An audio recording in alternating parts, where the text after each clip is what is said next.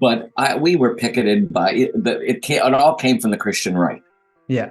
And you wait a couple of years, and the anger starts to come from from feminists because they don't like the idea that there's jokes about women and women's anatomy and all the rest of it.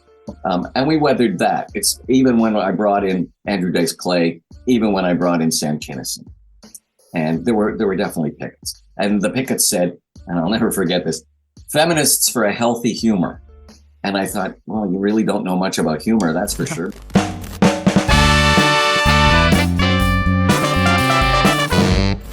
And from time to time, I'm going to chew on a bagel. Is that okay? That's totally fine, Mark. All right. Yeah. Is this is being recorded for video, correct? Yeah, so it'll be recorded for video as well. Okay, hang on. I'm just making some adjustments here. Can you speak? Yeah, testing. Yeah, that's good. I can really hear you. Perfect. Anything? Am I framed properly? Is there anything you'd like me to do to change that? No, you're framed fine. I like your background. That's my home office. Yeah. I also like the ring light in the corner there. I'm like, I can just picture Mark Breslin, the influencer. Yeah, I tried using this. That's from COVID, and it never really didn't do anything. That's the interesting part about COVID, though. It made everyone sort of have to become literate in video production because we were all doing these like at-home shows or, starting YouTube channels. All correct. Yeah. I'll start with that. Like, how did you, I mean, that's a first for everyone, but for somebody that runs a major comedy club chain, what was that like for you to have to adjust to the pandemic? Near bankruptcy.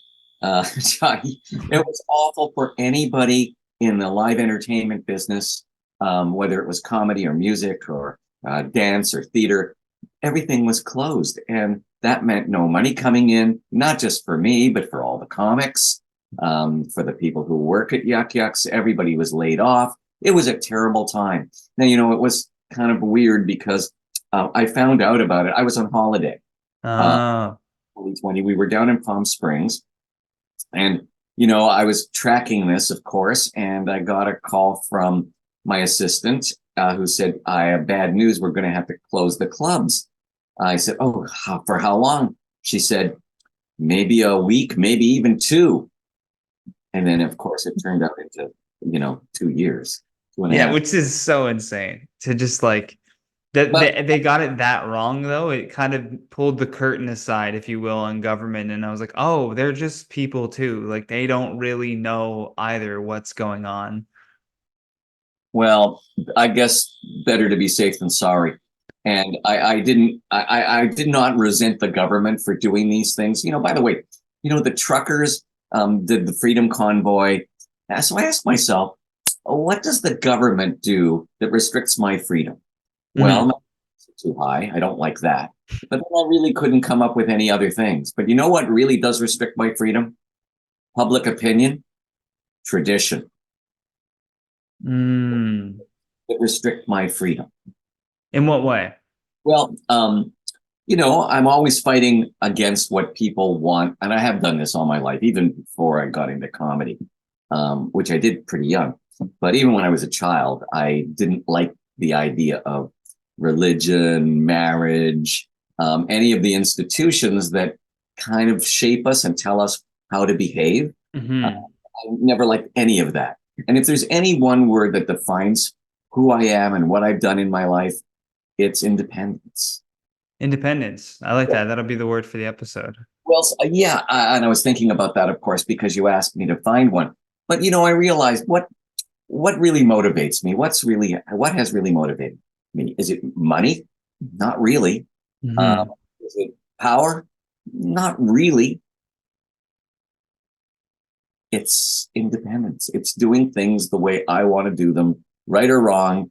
I demand the agency, I think is the word. I demand the agency of my decisions, and I don't want anybody to get in the way of them, right or wrong. And believe me, buddy, I make some really bad decisions. But it's better to own it, right? I totally get what you're saying. That's right. So that's key to me. And I think it's one of the secrets of my success is that I do not back down. And it's also been one of the banes of my existence that I do not back down. Yeah. I mean, the trucker protest thing is a very interesting thing to me because though I looked at it the first time and I was kind of like, well, that's like, what do you think you're gonna achieve by blocking streets and honking horns? Like, I didn't really see like how is that gonna change their mind? Like, because I'm like you in the sense that like my goal is independence. So when someone tells me to do something, I immediately want to do the opposite. If someone's telling me to do something, there's some bone in my body that goes, no, I don't want to do that. I wanted to come to the decision on my own that that's the right thing to do. And you So know, the truckers telling the politicians though to change the rules, they're not going to, that's not how people operate. Like it's not going to work like that. But then I look at it from the other side, and a friend of mine's was born in Greece and then moved here when he was very young, and he always talked about like the rebellions and revolts, like when the Greek politicians, they wanted to charge people to take out the trash. Every citizen in Athens threw their garbage in the streets.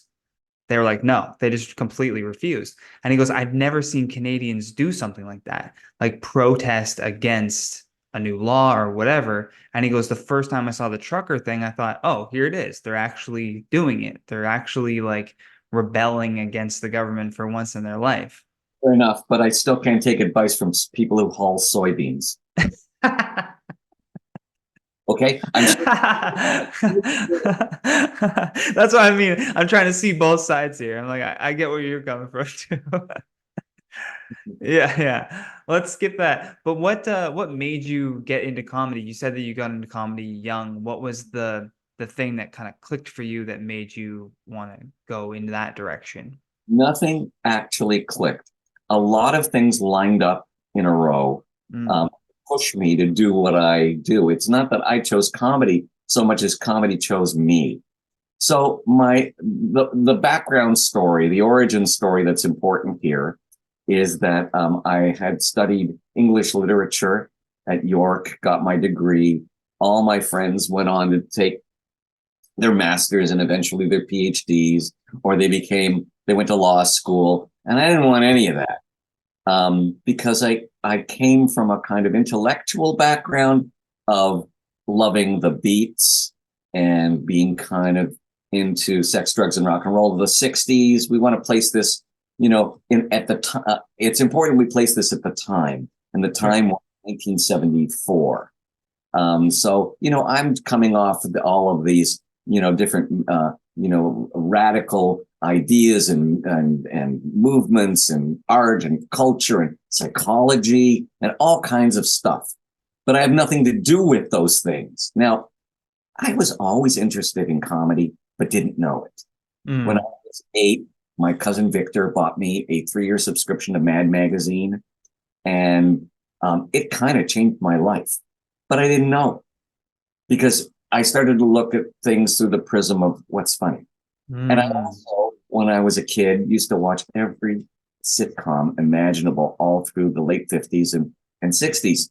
And so yeah, I remember I used to go up to bed at 9:30 at night every night because that's when the dramas started. And I had no interest in the dramas. My parents didn't even have to tell me to go to bed already, because the sitcoms were over by 9:30.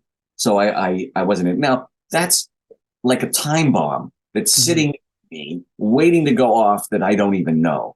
I thought I was going to be some kind of like literature, like I was going to write the great Canadian novel or something. Yeah. I, I didn't even think about comedy because I didn't even think about show business, in fact.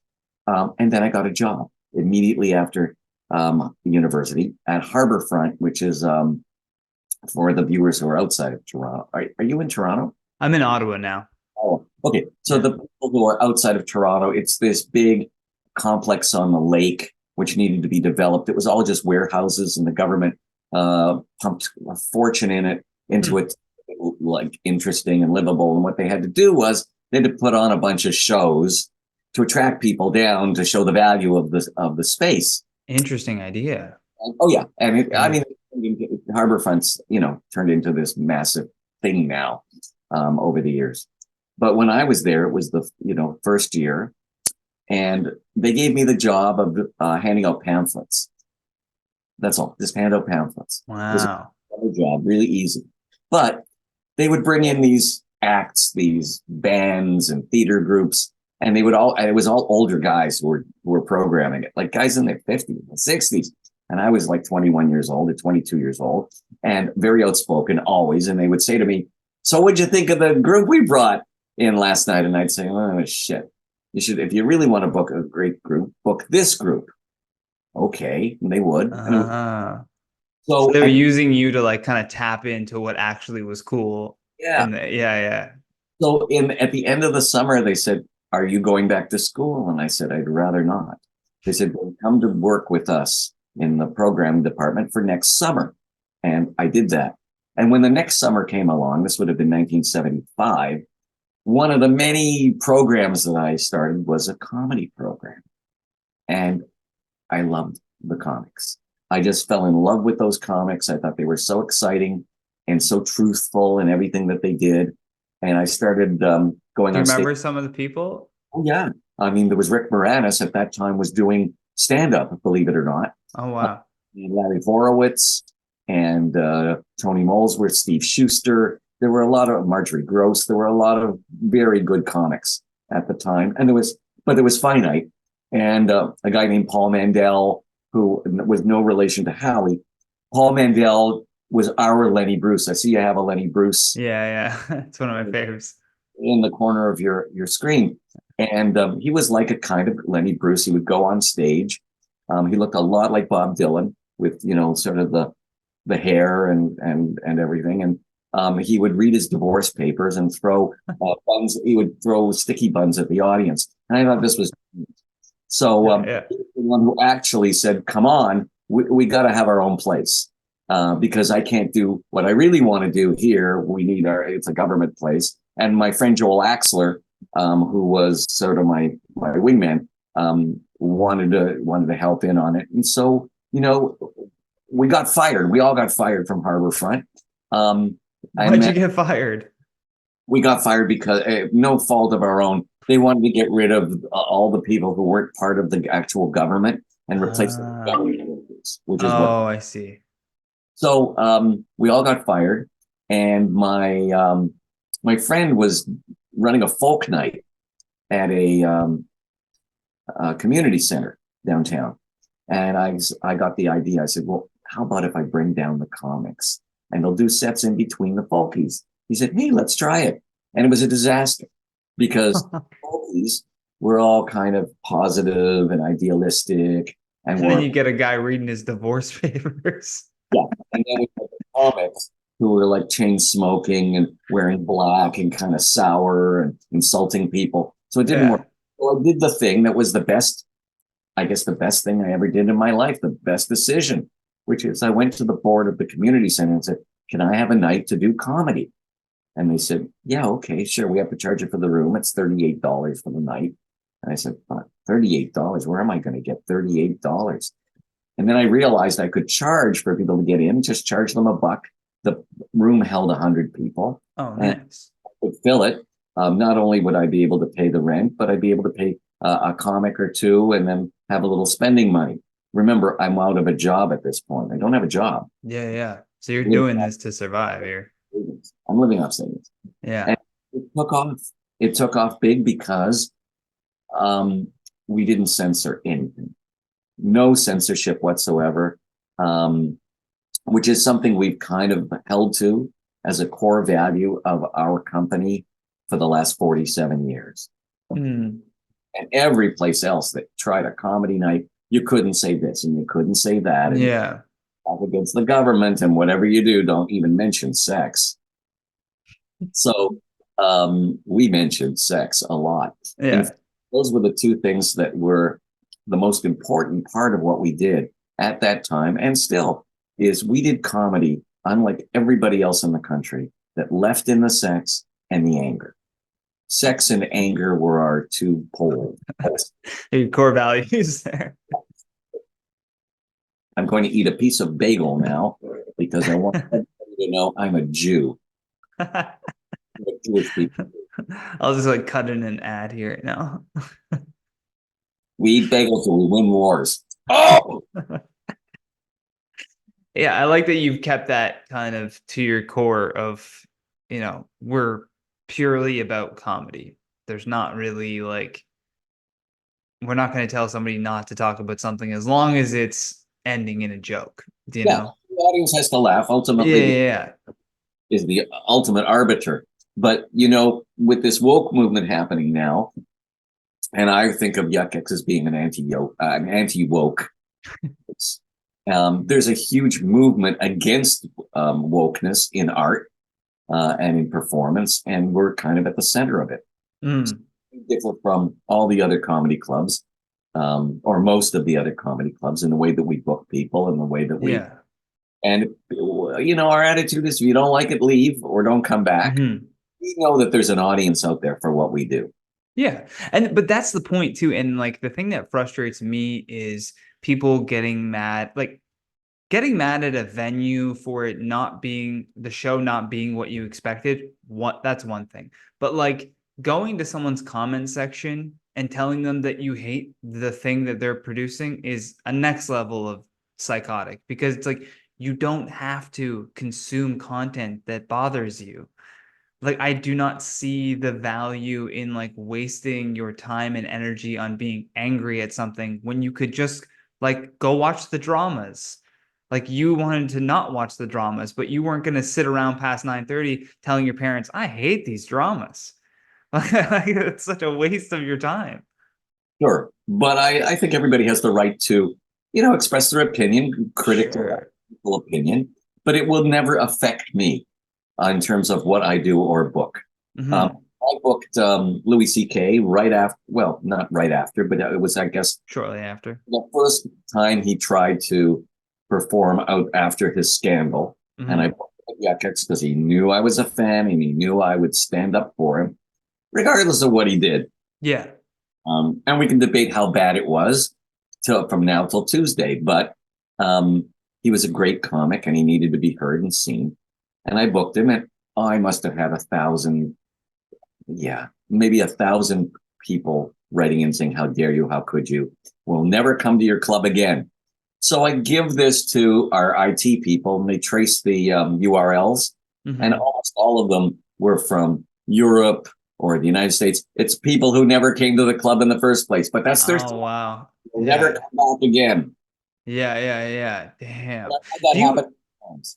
here's a question I have, because Mhm. you've been around long enough to see times change in this industry too. So, do you think at its core, the anger and outrage for jokes from this woke movement is similar to the anger and outrage of, like, let's say, the Christian Mothers Association? When rap music started coming out, it was the conservatives who were the ones that couldn't take a joke or thought that the rap music was like poisoning the youth, and they were like that's why you have to have like the explicit content on every rap album, is because of that, because the Christian Mothers Association was like, we need to label this as like this is a problem, or this has swearing in it, should be allowed. Well, first of all, let me recommend to you a book that a friend of mine has written recently called Outrageous. And it's Outrageous. outrageous. Write It's it down. Cliff Nestoroff, but Cliff is spelled Kliph. It's his third book. Um, it's mostly about comedy, but it's also about music and theater and a bunch of other things in television. And it's a cultural history of censorship in the arts. So I want to recommend it because he makes Yeah. that this has been going on since 1900. Mm-hmm. This kind of push and pull has been happening for a long time. I can tell you in my experience, when I first started the club back in 1976, right? 78, actually. Um, the pushback was on the language. Mm. How dare I say fuck, shit, piss, motherfucker, Yeah. all the words, right? And it had never been done on a Canadian stage like that to that extent. And I had police at the club every night taking notes, just like we were like Lenny Bruce. They're at the back, and Yeah. then So something crazy. happened, which is there was a group called McLean and McLean. They were a kind of big burly, two big burly guys out of Winnipeg with guitars, and they sang songs like fuck ya, FUCKYA. Okay, not sophisticated, but Yeah. it was dirty, quote unquote. So they were performing in a bar in Timmins, and there were complaints to the LCBO, LLBO, the Liquor Licensing Board, which at that time was allowed to withdraw a liquor license based on the content of what was said. No way. Yes, way. And what happened was it went all the way to the Supreme Court of Ontario, who ruled that the LLBO cannot do that, that they can't do that. And the only thing they can monitor is nudity, because that's a different license you need. So all the legal complaints against Yuk Yuks just melted away. Wow. But we were picketed by it all came from the Christian right. Yeah. And you wait a couple of years, and the anger starts to come from from feminists, because they don't like the idea that there's jokes about women and women's anatomy and all the rest of it. And we weathered that. It's even when I brought in Andrew Dice Clay, even when I brought in Sam Kinison, and there were definitely pickets. And the pickets said, and I'll never forget this: feminists for a healthy humor. And I thought, well, you really don't know much about humor, that's for sure. Frankly, it's sick.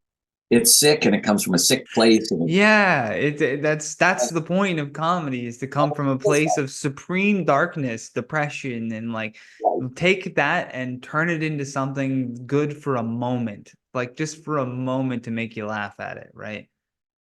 So, and then after that, has come this kind of woke movement. It was things quieted down in the 80s and the 90s, and now this woke movement has come along, and the flashpoint here is race.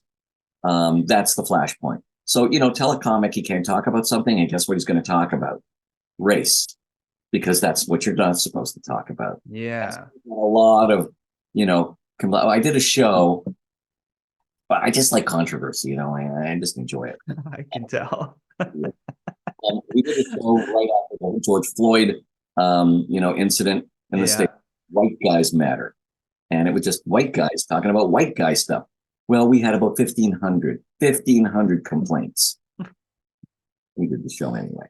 No shit though. Like, I guess like the thing I love about comedy is the extremes of not even the extremes, the niches that form within it. It's so fascinating to me, like the various ways of doing comedy. And like one of the most interesting ones to watch have been the controversial people, the people who are like, there's just something that I like look to that and I go like, that's crazy. Like, do your thing, all the power to you to just, do whatever type of controversial moment you want. But I always sit back and just, because that's not my comedy at all. I'm not like I don't say too many controversial things like in my act. It's more just like silly humor about whatever my life and family. So it's always interesting to watch like how the controversial comics are going to react to the latest news. But you would respect and defend their right to say Of what course. Yeah, of course. I mean, you made that point, and you're absolutely right. It has to be funny. It's funny. Yeah.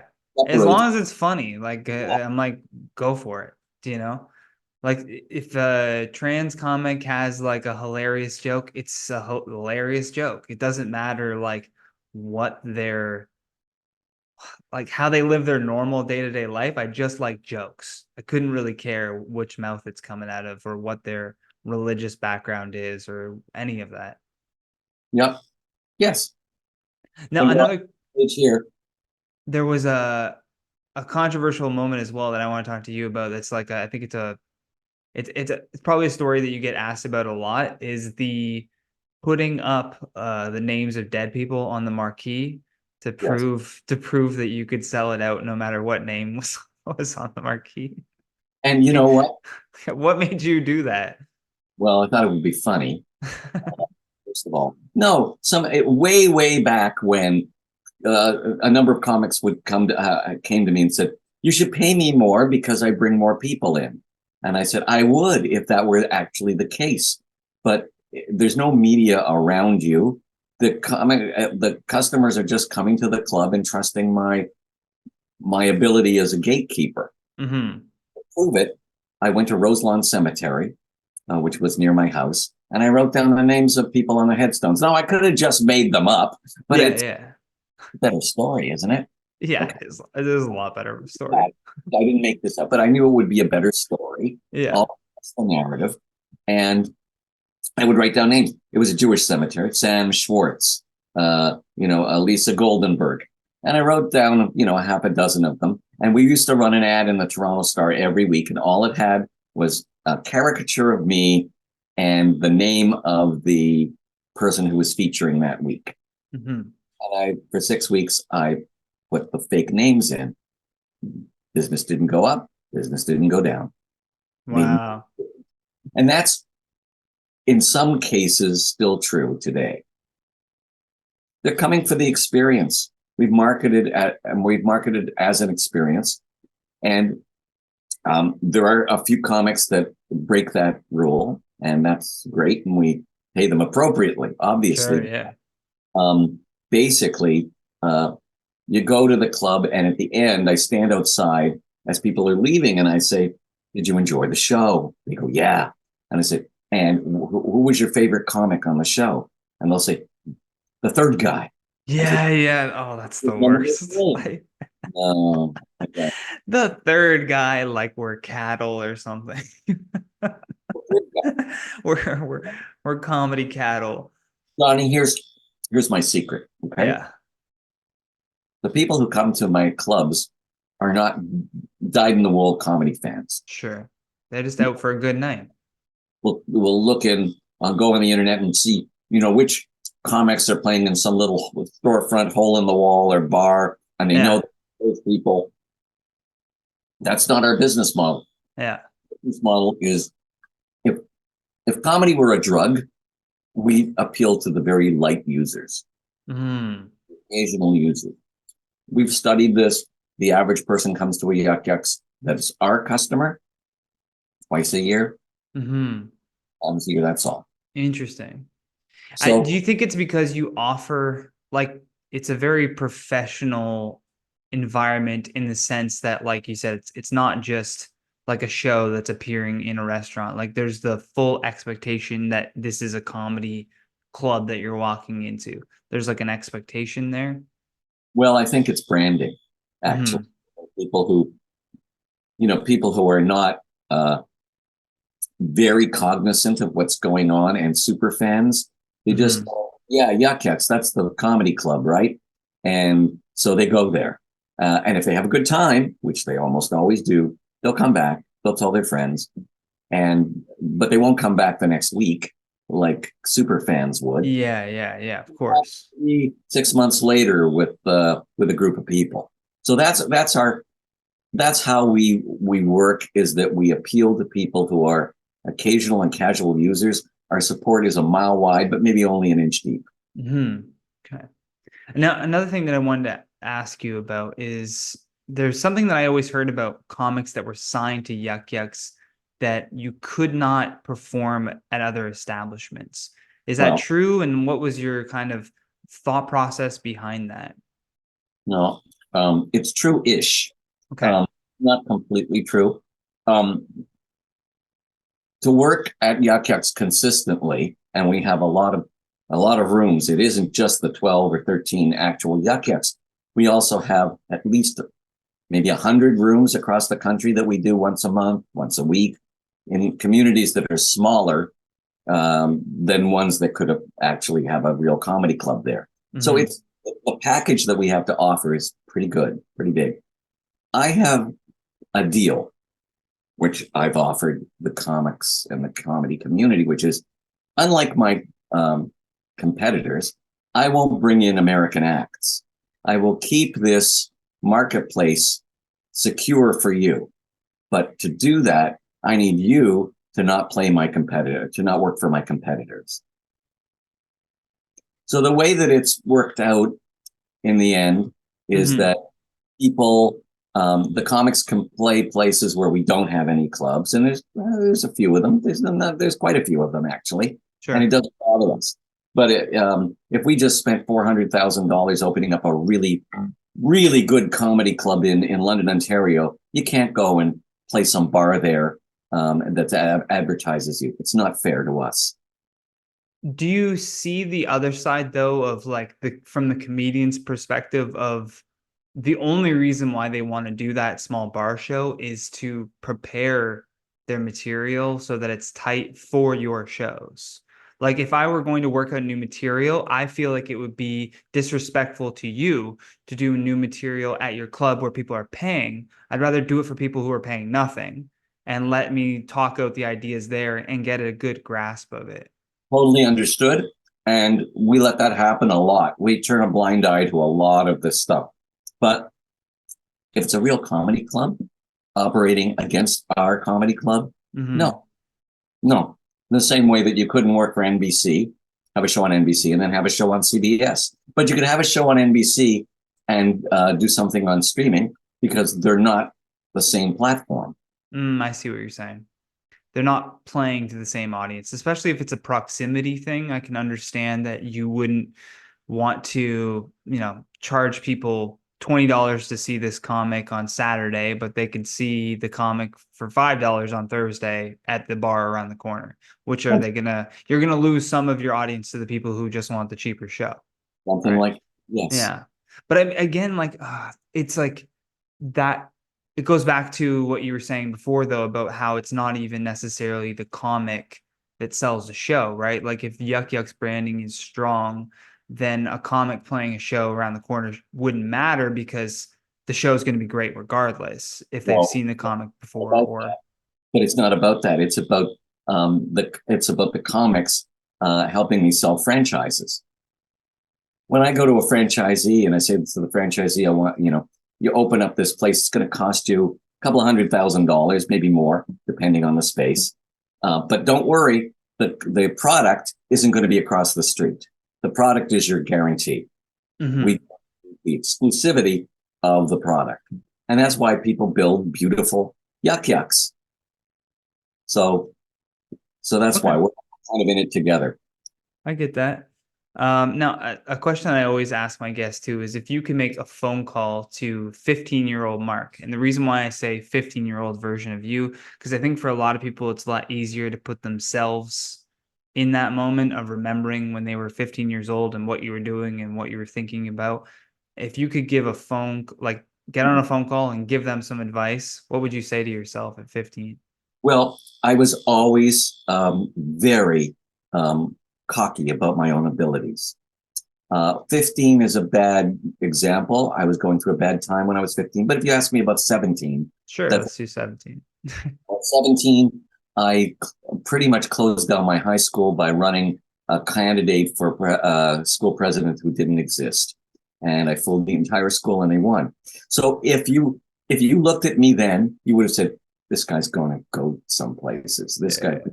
goes some places. But then I went to university in the first couple of years. I was just so out of it and unhappy and borderline crazy that you would have said, oh, this guy really needs help. So I've had a lot of ups and downs in my life, a lot of ups and downs. And the downs are pretty awful. And I don't need to label them with, a psychological terminology.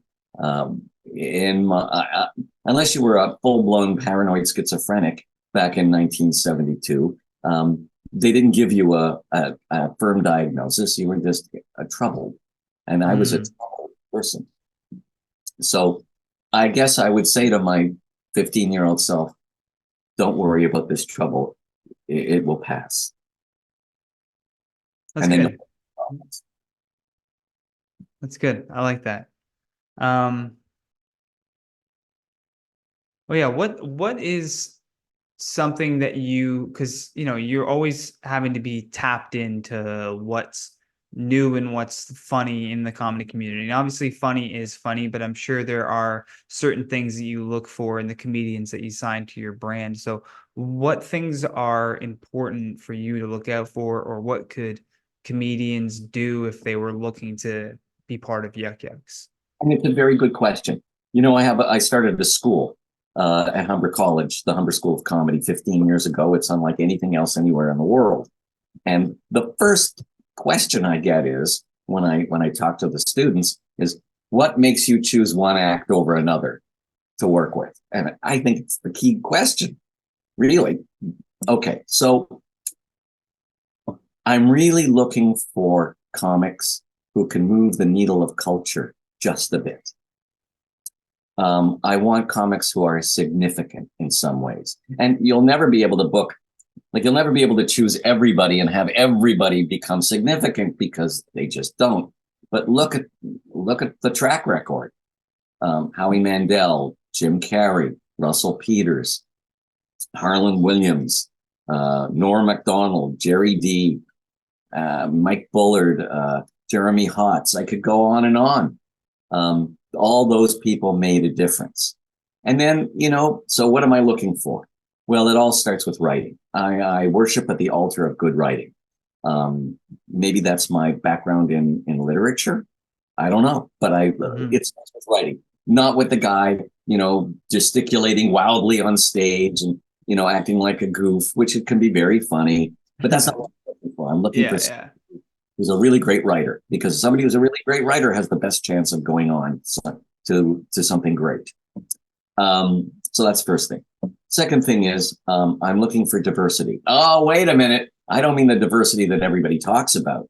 I'm talking about diversity within comedy, which means I'm looking for somebody who has a point of view that's completely different than I've ever heard before. And that's really hard to find. But you have to admit, if you look back at people like Emo Phillips or Gilbert Gottfried or any number of other people who are doing things which are at least neurologically diverse, that's a form of diversity. There's cultural diversity as well. But really what I don't want is somebody talking about their dating habits, because I've just heard too many stories about dating habits on stage for it to be terribly funny. So there's that. And I also, just to show you, it's from a cultural perspective of diversity, I don't really have much interest in hearing people talk about their immigrant drama, which I already know from every group that's come along, whether it was the Jews and then the Irish and then the Italians and then Black people and now it's brown people. I just don't care about that story anymore, because we've heard it all before. So whatever you're doing, you've got to be original. And originality is the other sort of key point of comedy. It's got to be original. I can't listen to modern music. I haven't listened to, and I used to love music. I loved music as much as, or maybe even more than, comedy when I was growing up. I could tell you every single song that was on the pop chart from 1958 to 1970. And then I lose interest. I completely lose interest, because everything sounds like a derivative of something that came before. Yeah. And it's pure.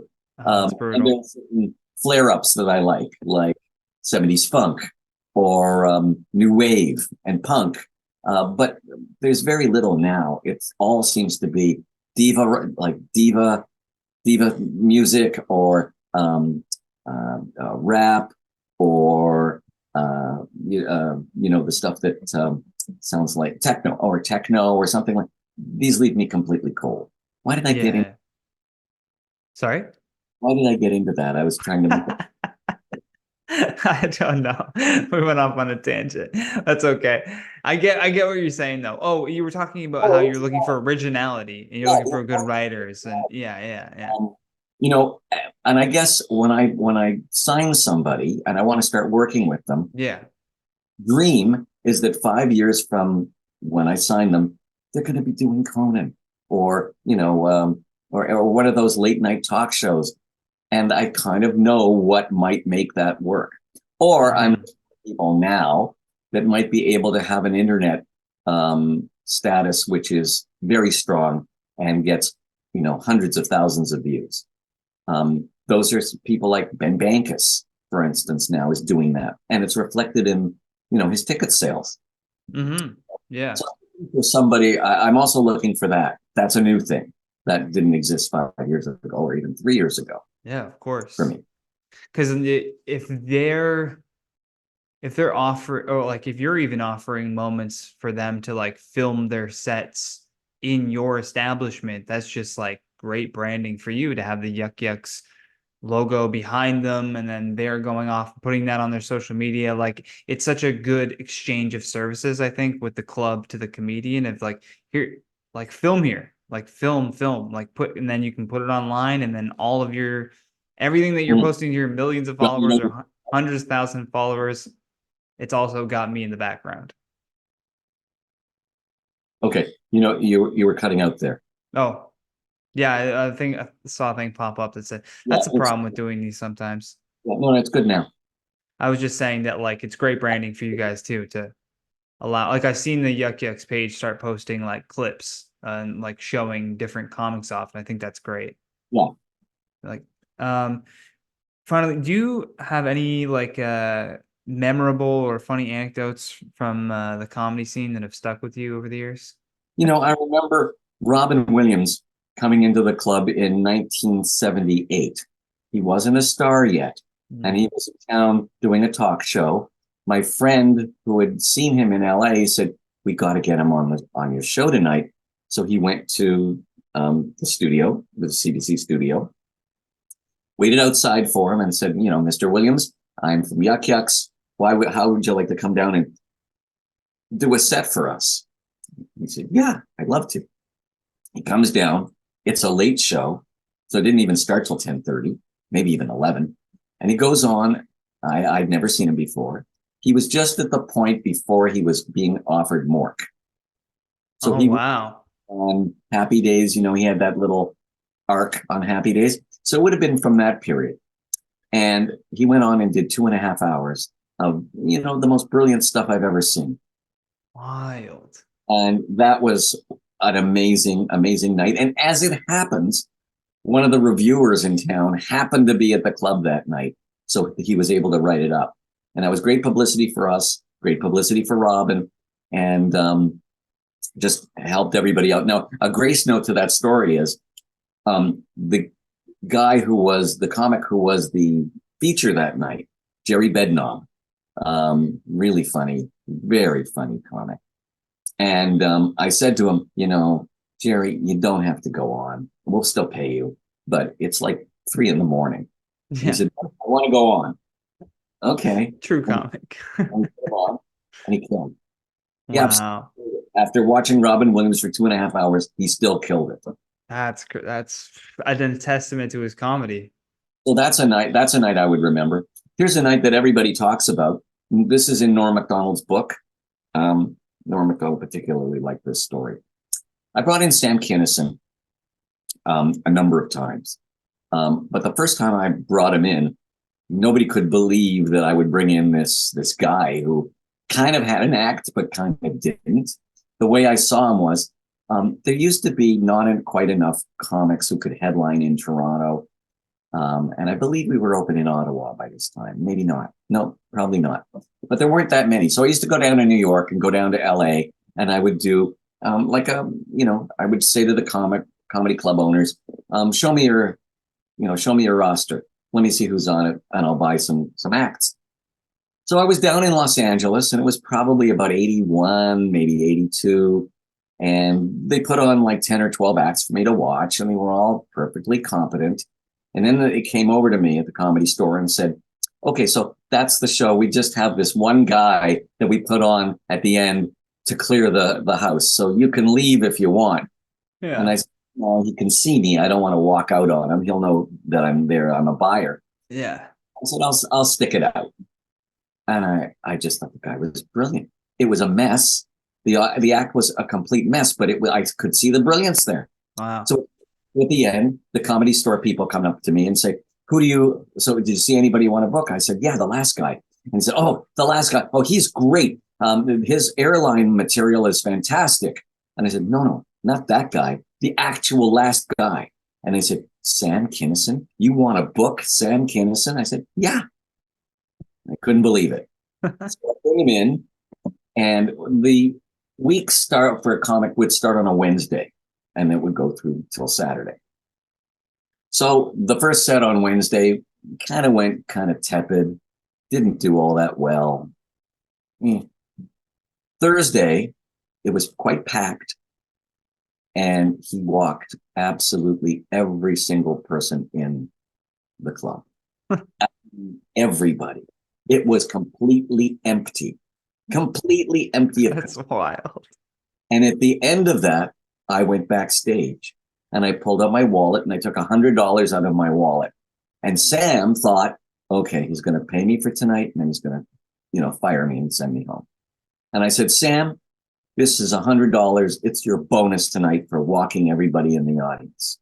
And if you can walk an entire audience on any of your other shows, I will give you an extra $100. He was stupefied. Yeah, but of course. It was a great friendship between us. Now, when Norm tells the story in his book, it's $1,000 that I give him. Oh. But I'm not an idiot, really, Norm. I like how a comic will just do that, just make it grander for the story. Like it was $1,000 he gave him. I could just hear his voice saying it. Who carries around $1,000 in their wallet? Yeah. And that's when $1,000 was actually worth something, right? In the 80s, yeah, for sure. Yeah. So you went to the Comedy Store, you said. So did you have like how good of a relationship did you have with Mitzi Shore? Well, Mitzi herself, it was okay, but then I got this Joan Rivers job, and Mitzi was convinced that it was a way of me getting into Hollywood and opening up my own club. Oh, so she saw you as competition. Saw me as competition. I took her out for lunch to try to reassure her, but then as she started to talk, I got the real idea. She was just mad that I got the job that she thought she should have. Oh. And that's what it was really based on. So I didn't have a great relationship with her, but I had a great relationship with all the managers and people. And I'm with Polly. Polly was my friend. Polly became my friend. So that really helped. I would go to the Improv as well, but I had a bad experience with Bud Friedman. My first job in Hollywood was writing for Evening at the Improv. And Bud was furious that I had a nicer car than he did. He drove a beautiful Mercedes, but I drove a Rolls. So oh shit. That's enough to piss any man off. Now, is this correct? Did you receive the Order of Canada? The pin there, that's right. Yeah. What type of validation, like what does that feel like to get that? Kind of amazing. When they first called me to tell me I had the Order of Canada, I misheard it and I thought they were ordering me to leave Canada. It was gratifying because I've always operated under the radar of Canadian culture. Like I've had millions of customers, but you really wouldn't know it by the way that I'm treated by the Globe and Mail and Stratford. There's this kind of official culture in this country, and then there's everything else, and I'm part of that everything else. Yeah. People would just kind of the true culturati would prefer to ignore me as much as possible. So to get this was really quite an amazing thing, especially since, as you probably know, it's not an arts award. It's given out to people who have somehow changed the country, and people who have done a lot of charity work, which I have done, and they like people who create an economic machine, which I've done. So it's not really that I didn't get it for my great jokes. I got it because I put millions of dollars in the hands of Canadian comedians. Maybe over the years, close to $30 million, maybe a little more. Hard to figure out exactly how much. Anyway, it felt terrific. I'm the only person in stand-up, I think, who's ever gotten the award. Wow. They've given it to some sketch performers from SCTV, and they've given it out to a few producers, comedy producers, like television producers, but like Lorne Michaels has one. well, that's an easy choice. Yeah, yeah, yeah. Come on.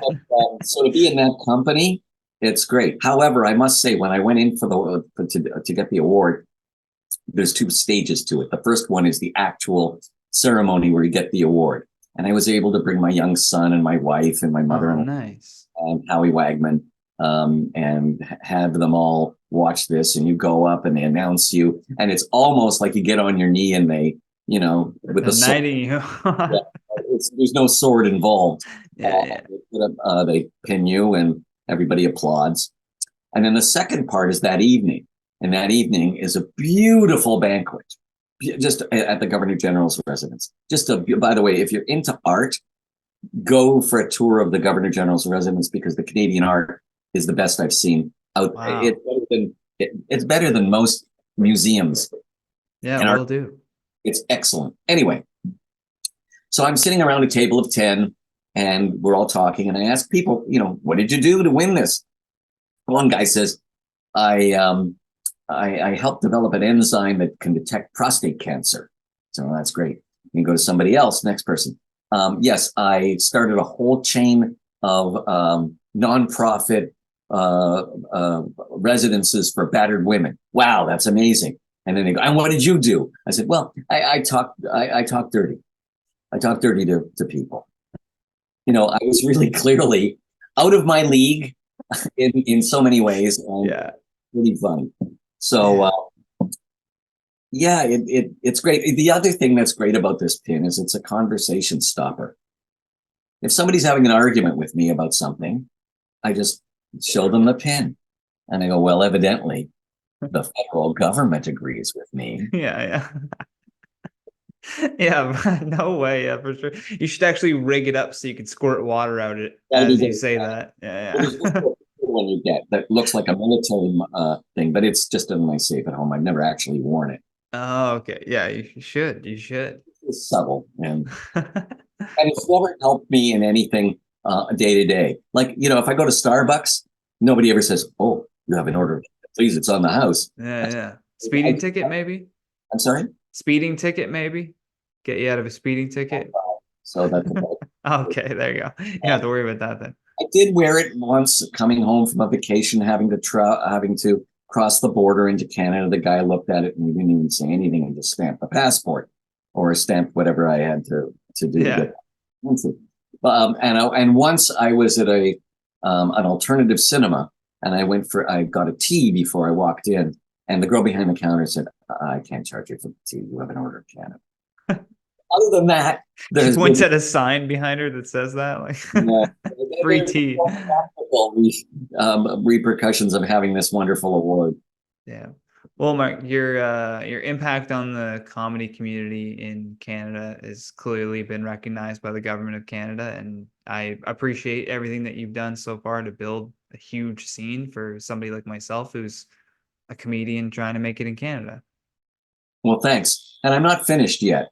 I've got I'm working on some larger sort of media deals, television, film companies I'm trying to put together that would then take this vertical integration of having this roster of comedians. They play the clubs and, our bookings across the country. And then if they're the right people, then we could then finance a movie or a television show for them.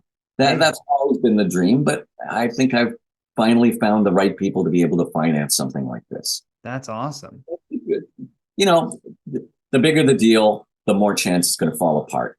And the bigger the deal, the longer it takes to happen. So what I'm talking about now, you might not see any evidence of it for another 3 or 4 years. Hey, but I'm working on it. Big reward though, too, right? If you take that risk. Yeah.